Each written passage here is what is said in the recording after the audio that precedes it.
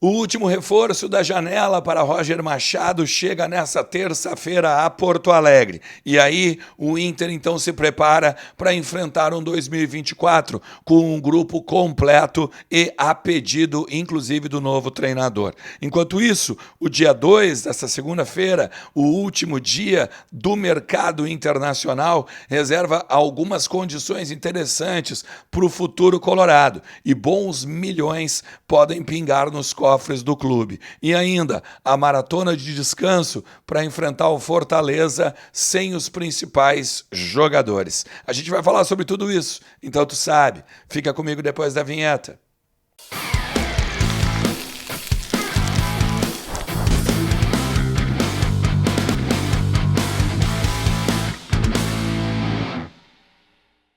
Fala Colorado, fala Colorada, como é que vocês estão? Tudo certo? Tudo beleza? Bora falar do Internacional e atualizar as informações de bastidor, principalmente, do nosso clube e entender um pouquinho do que está acontecendo nesta segunda-feira, dia 2 de setembro, finalzinho de janela de transferências, a gente não deve ter nenhuma surpresa. Estou gravando esse vídeo agora no finalzinho da tarde, lá pelas 5 horas, e, claro, a janela está aberta até as 23h59. Não devemos ter outros nomes e ficamos com 5 reforços agora para o grupo de Roger Machado neste meio de ano. O Agostinho Rogel, o Clayton Sampaio, mais o Bruno Tabata, o Natan e o Brian Aguirre, que é aguardado agora nessa terça-feira à tarde em Porto Alegre, e aí tira fotos, vai ser apresentado, né, pelo Internacional, anunciado primeiro, claro, né, nas redes do clube, e aí a gente vai poder ouvir aí o que vai falar o argentino oriundo do Lanús. Faz o seguinte, fica comigo até o final do vídeo, tá? Te inscreve no canal e aí já deixa o teu like, senão tu esquece. Tenho certeza que tu esquece, tu fica vendo o conteúdo, assistindo até o final, e aí quando tu sai do celular, tu acaba esquecendo de deixar aquele joinha que ajuda pra caramba o meu trabalho. Também tem uma questão, tá? Muita gente reclama da grana, de falta de grana, da saúde financeira, precisa se ajeitar. A Mais Ágil pode fazer isso para ti. Ela é especialista em saques de fundo de garantia. E mesmo que tu tenha um trabalho fixo, um emprego estável, tu pode tirar uma parte do teu fundo de garantia, até 10 saques. Aqui na descrição, no conteúdo, tem um link para tu falar com a Mais Ágil. Troca uma ideia com eles, que eu tenho certeza que eles vão te ajudar da melhor maneira possível, beleza? Vamos lá. Segunda, terça, quarta e aí só quinta de tarde. O Internacional se prepara para essa maratona de descanso, né? 3 dias. A gente já falou sobre isso, inclusive o Inter deu mais um dia de folga após a boa vitória sobre o Juventude lá no Alfredo Jaconi, na Serra Gaúcha, agora nesse último domingo, tá?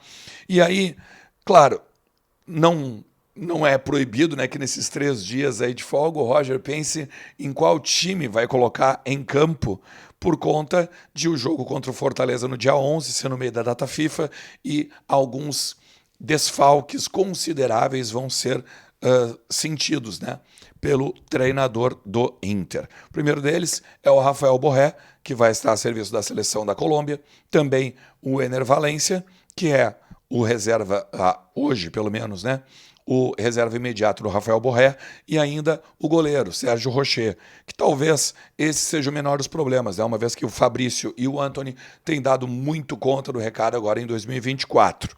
Ainda tem a questão do Wesley, que tomou o 3º cartão amarelo, e da linha de frente também desfalca o time do Roger Machado nessa rodada atrasada, né? Esse jogo contra o Fortaleza, ele ainda é válido pelo primeiro turno, né? Porque teve a questão das enchentes aqui, não era possível jogar e tudo mais.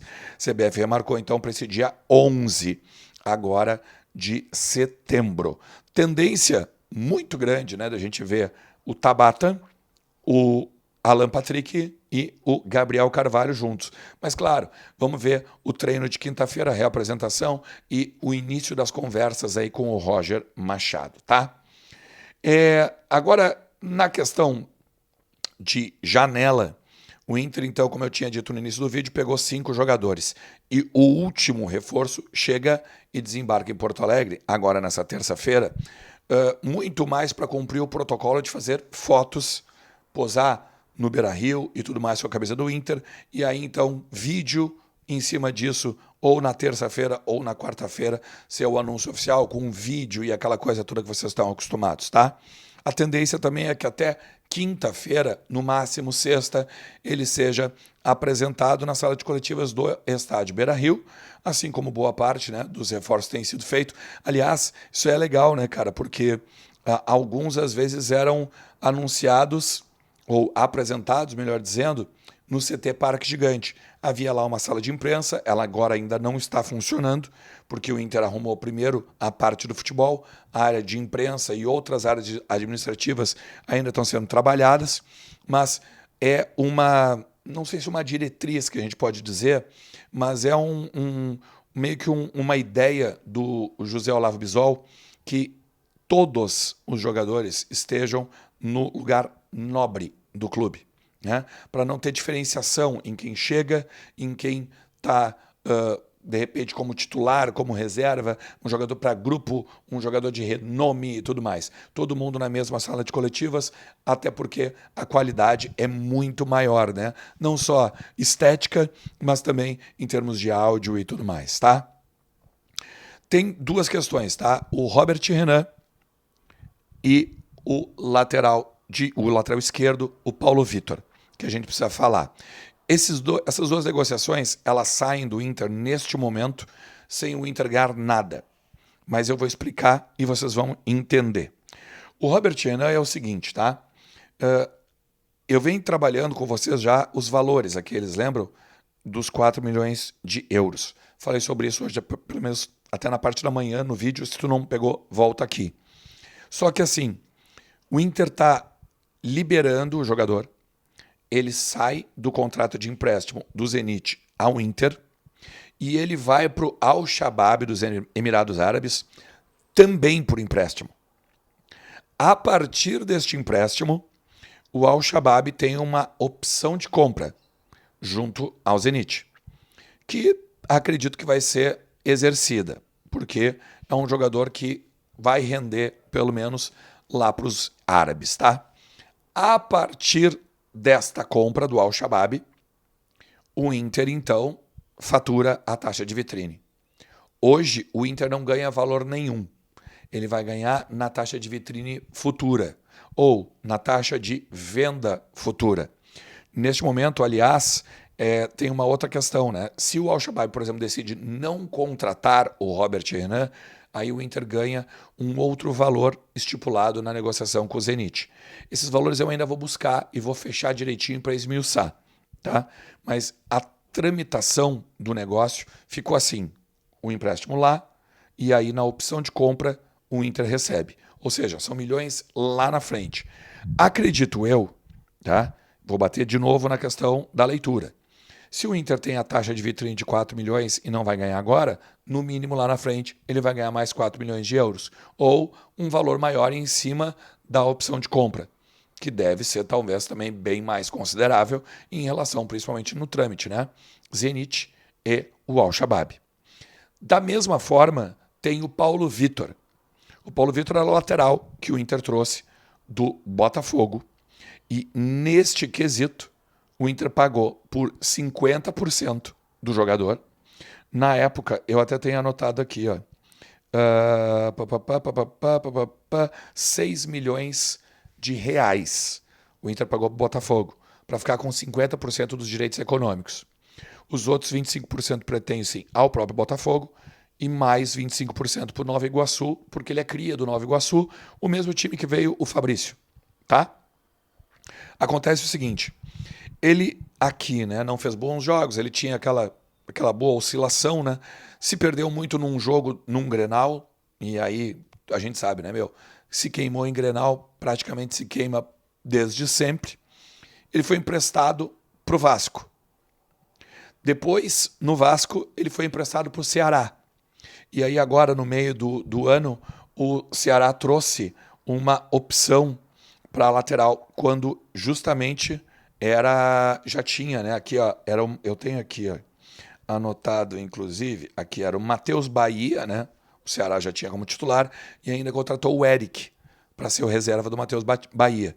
E aí o Paulo Vitor perdeu espaço. Ainda que tenha feito 37 jogos contando o meio do ano passado e essa temporada agora pelo time do Ceará. O Inter, então, rescinde o contrato com o Paulo Vitor para ele poder trabalhar normalmente a ida a Portugal para o Farense de Portugal. E aí, a partir daí, uma futura venda, o Inter ganha 50%. Porque o Inter vai ficar com 50% dos direitos econômicos. Ou seja, é também mais alguns milhões de euros que o Inter recebe lá na frente a partir, né, de uma negociação em Portugal. Vamos supor, tá? 2 milhões. 2 milhões de euros que ele seja vendido. Hoje, por exemplo, o euro está 6 é uma coisa, dá 12 milhões de reais. O Inter pagou 6, ainda lucra 6 com o jogador. Eu considero um bom negócio, tá? Então, são essas novidades agora nesse último dia de janela. Se, claro, né, até ali à meia-noite bater mais algum reforço, o que deve ser remoto, a gente traz nos conteúdos agora da terça-feira pela manhã. Valeu? Se tu chegou até aqui, te agradeço demais. Não te esquece de fazer parte da nossa galera lá na KTO, porque KTO é a melhor banca de apostas do Brasil. E ela te dá 50% de bônus no teu primeiro depósito com o cupom Ernest. Tem um comentário fixado aqui com o link para tu ir direto fazer o teu cadastro e já usar o cupom e aí te divertir, porque KTO é onde a diversão acontece. Valeu? Tamo junto, forte abraço, tchau!